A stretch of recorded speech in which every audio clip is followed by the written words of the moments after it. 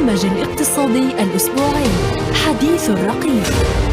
نطالع، نتعمق، نسأل ونتساءل عن أهم التطورات والقضايا الاقتصادية والسياسات المالية. هذا البرنامج برعاية البنك الإسلامي الفلسطيني.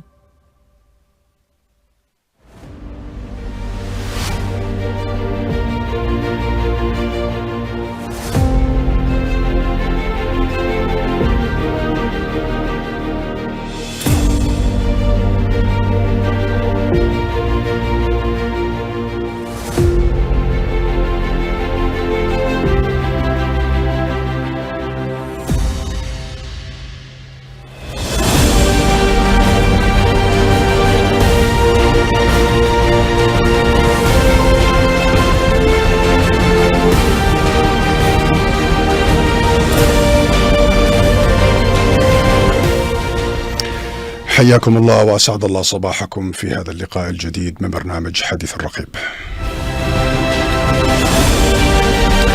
اللهم ارحم شهدائنا وشافي جرحانا وفك القيد عن أسرانا. لقاءنا اليوم مثل ما عودتكم ما بين الفترة والأخرى من قوم بدورنا الإعلامي على المستوى العالمي من خلال بعض الدول اللي بنستضيفها هنا في فلسطين، وتحديدا في رام الله والقدس وفي غيرها من المدن.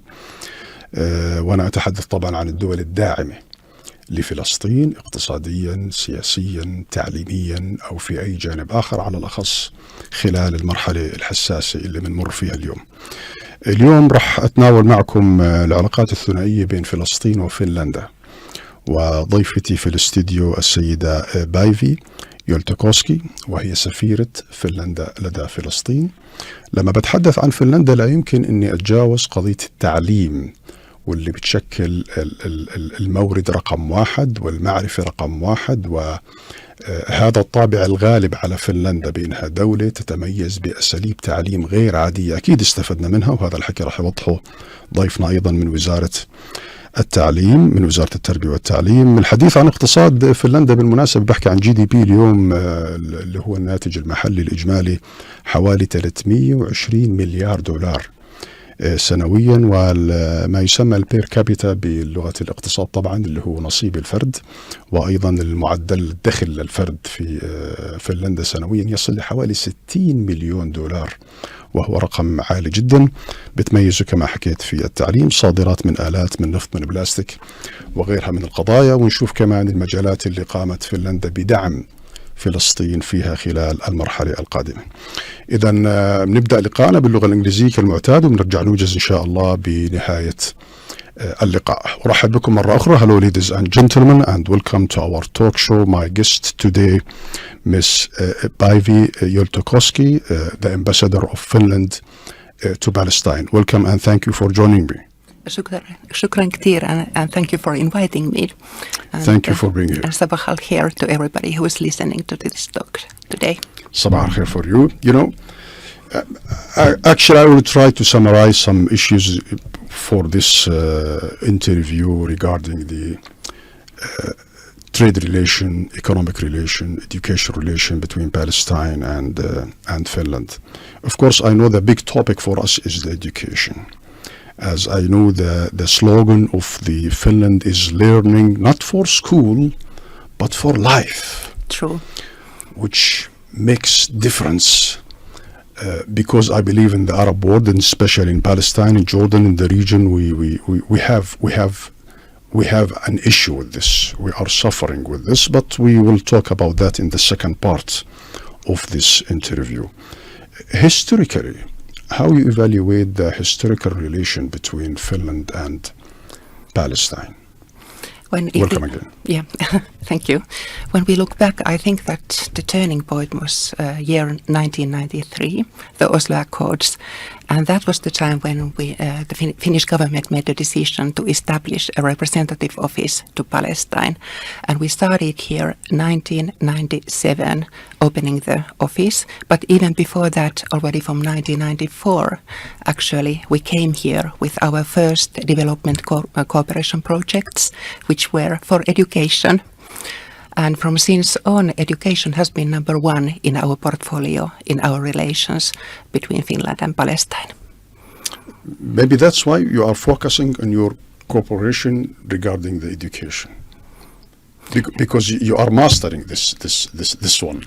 Yeah, one could say so. I think that the education actually is a cornerstone of Finnish welfare state. We don't have huge natural resources. We don't have gold or silver or metals.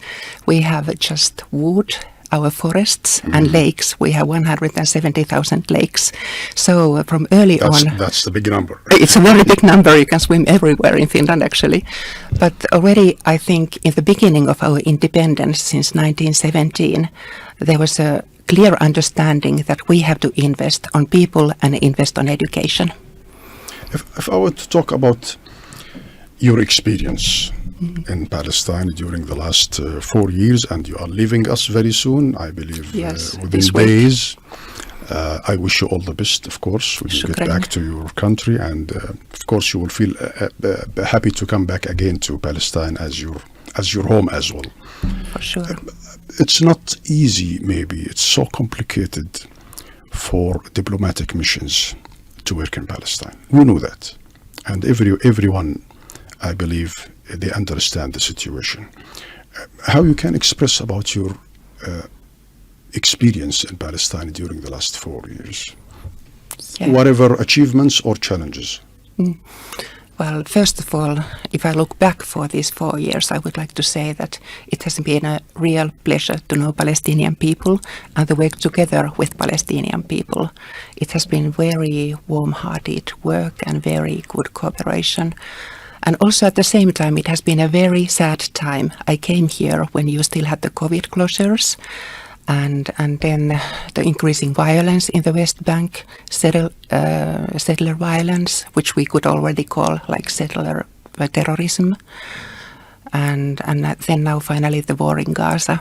So I think that the times are very difficult, very challenging for Palestinian people, but we are here to support, and we hope that we can bring some hope for you for the future.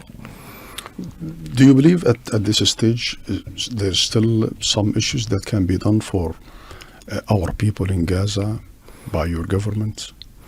Well, I know that I believe that now all Europeans are very well informed what is going on in Gaza. Gaza is everywhere in our media, news, social media as well. What can be done more? I think we all have to strive for a political solution, and currently, of course, increase the humanitarian assistance. So these are the main components, but we can't solve anything without a real political solution, both to the Gazan side and to the West Bank. That means Palestine as a one unit. Yeah. So after the 7th of October, how we can evaluate actually the solidarity, if you can expose that, how the people in Europe in general and in Finland specifically, they're raising more voices regarding the solidarity of Palestinians and our rights for self-determination. That's it. Well, first of all, I have to say that the Finnish government decided to increase humanitarian assistance to Gaza immediately through the Red Cross and OCHA and also UNRWA. And what else? What you can see in Helsinki, a lot of solidarity, and all the other smaller cities as well in Finland. For instance, yesterday we had the newest demonstration in our capital for the Palestinian rights. And we are also supporting the International Court of Justice in Hague. We didn't earmark our new funding to Palestine, but a part of that funding will for sure will be used for the Palestinian case as well. But I feel that people are very much following the issues. They are very concerned, and they would like to see they Palestine become maybe free. more concerned regarding that. More concerned than ever. And I feel the solidarity in Finland. Yeah. So you satisfy from the awareness of our case now, and politically, I believe, in Finland especially. Awareness in the whole Europe, I think, yes. It's almost a different picture now between what we've been in the past and right now. But maybe the price is huge. The price is really huge, and it's impossible to understand how huge it will be. I think all of us, we still have friends and contacts in Gaza. So when the attack took place 2 days ago in Malawi, I immediately sent a message to one of my friends in Gaza, who is now looking for shelter in Malawi. And thanks God, he's okay. But I think this is the reality of every people living in Palestine, and especially the reality of Palestinian people themselves. Yes. Let me get back to the laser focus of education. Mm-hmm. Why Finland's school outperform most others across the developed world? And the same part of this question will go actually to our guest on the phone, which is Dr. Nafi' Assaf, the Deputy Minister of Education. Welcome to our talk show, Dr. Assaf. Thank you. Thank you very much, and good morning to you and Your Excellency Paivi. Good morning. I will start with you actually, Paivi. Why are you still going with this trend about the education and reflecting this experience to the whole world? What's the difference with this in Finland? And I will get back, of course, to Dr. Assaf to know his feedback and what part of cooperation has been done with Finland, between Finland and Palestine. Yes, if I start from the equality point of view, I think this is number one in the Finnish education system. If you visit a school in the capital, or if you visit another school in some other parts of Finland, for instance, some remote schools in Lapland, far away, you can see approximately the same level. Teachers are very much appreciated, highly qualified, and we also appreciate the freedom and the free time of our children. Mm. So we think that the children shouldn't actually have so much homework. The work should be done mostly in the school. Not to punish them by education. Huh? No, the education should be fun, Yeah. but of course it's also hard work. It's not only like having some fun.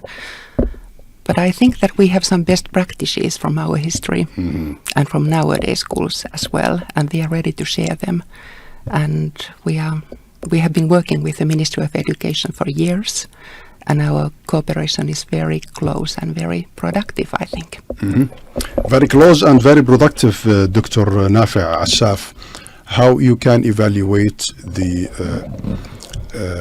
cooperation between Finland and Palestine, of course, in the field of education? Thank you again, Talat, for giving us this opportunity. In one word, an excellent cooperation with Finland. We have different aspects of the cooperation.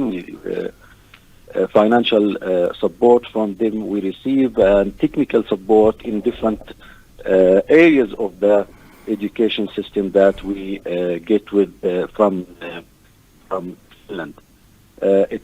Finland, if you allow me, was one of the first countries to support the education sector in Palestine. Mm-hmm. Previously, it has supported major projects that contributed to the development of assessment and evaluation and different training programs. However, in the financial, Finland is a major partner in the GFA, which is the joint financing arrangement, with an annual contribution of around 3 million euros. This is directly to the Ministry of Education. Mm-hmm. And there is another project or another agreement between Finland and the Ministry of Education, which was implemented through UNICEF to support the inclusive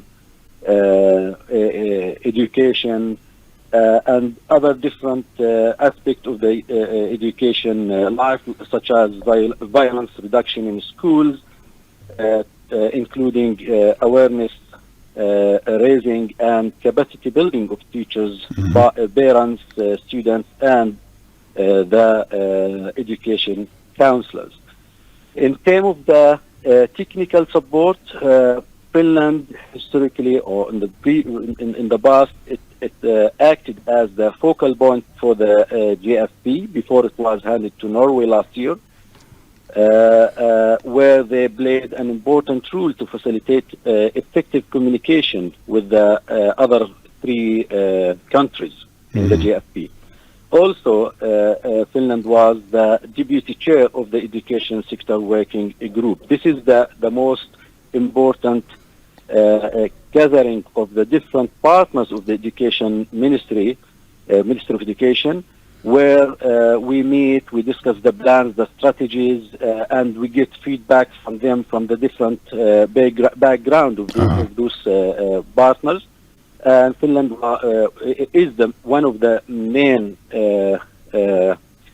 partners in the sector working group, and it was the deputy chair before it handed to Finland, to Ireland a few years back.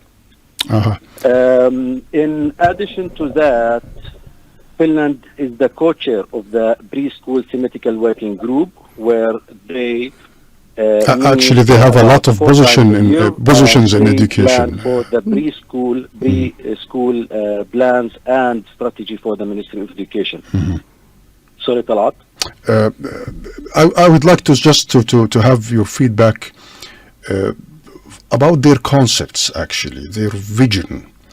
Let me talk about that frankly.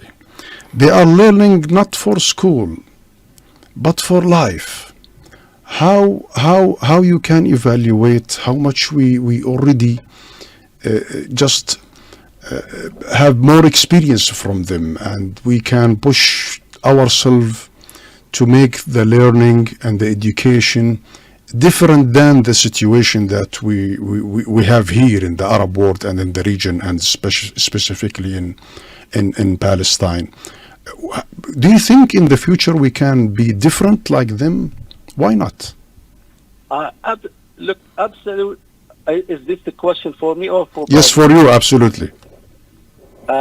Look, we learned a lot from them, and we continue. I mean, we are participating in a conference which is planned to be in November. We believe that we can be like Finland and the different developed countries and advanced countries in education. We studied their school system and why they are outperforming the different countries. They are different cultures, of course, but we need to work a lot on the culture and on the teachers, as Her Excellency mentioned earlier in the interview. But we believe, yes, we the Palestinians, we have the courage and we have the will to support the education system and to be advanced relative to the other countries, inshallah, in the future. Inshallah. Your Excellency, would you like to reply to Dr. Asaf? Dr.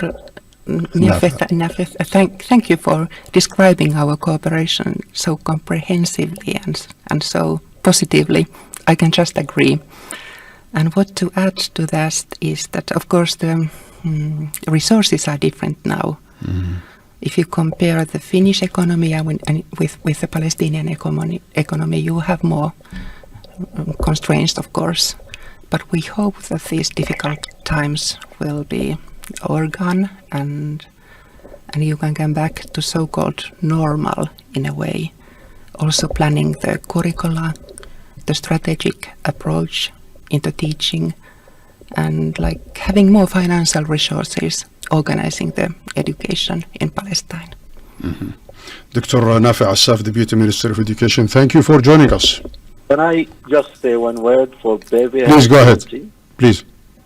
Paivi, for us as the Minister of Education, it's a sad moment that you are living. I think we had a very great time with you. We get to develop the cooperation very strongly while you were serving in Palestine. But we believe that we have an ambassador now back in Finland, which is you, that you will represent Palestine and represent the education system in Palestine. We appreciate all the support all the words that you gave to us in the previous years, and we wish you all the best in your future, inshallah. Thank you very much, and Talat, thank you. Shukran for this opportunity again. Thank you, Dr. Nasif, and thank you for your kind words. I will have a successor coming in September, and of course our real specialists on education will continue. Our head of cooperation, Eva Alarcon, will be here, as well as Nelly Husari. They are the key persons for the education cooperation, which will continue for sure. We wish them all the best, all, absolutely. Dr. Nafi Assaf, shukran. Thank you again for being with us. Thank you, sir. Thank you. Your Excellency, it was a kind word actually from Dr. Assaf. And let me ask you about your message to Palestinians, of course, because you are leaving us very, very, very soon. Yes, this is a very emotional week, I think, to me, because these are the last days of the 4 years. And I think that my main message would be that please don't lose the hope. The hope is most important. I'm sure that there will be easier times to come, and we are here to support you, and all the international community is here to support you during these challenging times. Thanks again for being with us. Kiitos in Finland. Let me say that in Finland. Ole hyvä. And I wish you all the best in your country, and I wish all the best to the people of Finland and the government of Finland, of course. And thanks again for being with us. Thank you for this opportunity to join this program. باسمكم جميعا طبعا بشكر سعادة السفيرة بايفي على وجودها معنا اليوم، سفيرة فنلندا في فلسطين، واللي حتغادرنا خلال أيام متوجهة إلى فنلندا. تطرقنا لعدة مواضيع طبعا، منها المساعدات الإنسانية والخاصة في الضفة الغربية وقطاع غزة، والتركيز المباشر على القطاع التعليمي في فلسطين، وهذا الأسلوب المتميز اللي تنفرد فيه فنلندا حقيقة، وهي غدت اليوم مدرسة للعالم في أساليب وتقنيات التعليم اللي محتاجينها اليوم حقيقة، حتى ما يكون التعليم هم لدى أبنائنا ونستفيد من خبراتهم. وهذا كمان أكيد اللي أضاف الدكتور نافع عساف بمداخلته. لقاءنا راح يكون عبر اليوتيوب إن شاء الله، أيضا على حسابنا على اليوتيوب خلال دقائق من الآن، ومترجم أيضا باللغة العربية. أشكركم جميعا على وجودكم معي اليوم، ونلتقي في حديث آخر ولقاء آخر بعونه تعالى. Thanks again. كيتوس.